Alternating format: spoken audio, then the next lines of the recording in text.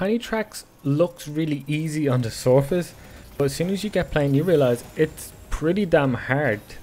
But at the same time, I kind of love everything about it.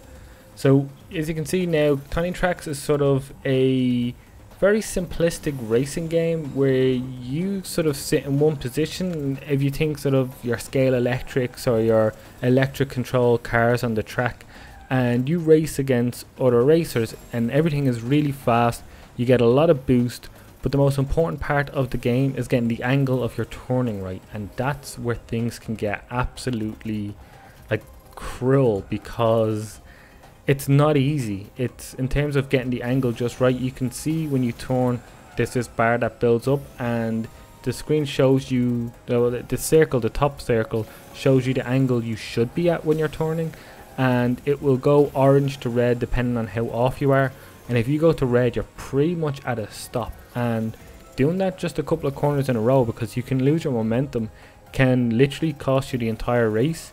And when that happens, it hurts, it really does. But other than that, there's something so addictive, I guess. It's not the right word because it's that's sort of a negative connotation, but there's something so pick up and play and gotta try again about it. And that's sort of, the developers have got that with Velocity X2. That I got that feeling with that game, and I've got it here too. Even though this is a racing game in VR, that core fundamental of fast, fluid, satisfying gameplay that makes you just want to keep going is here.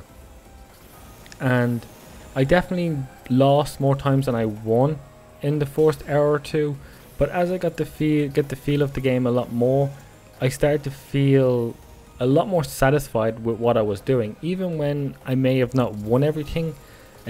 Just looking at the tracks alone and sort of moving your head around to see what's coming up next and all that, there's something so brilliant about it, that even when the gameplay frustrates, I still really enjoy my time with it.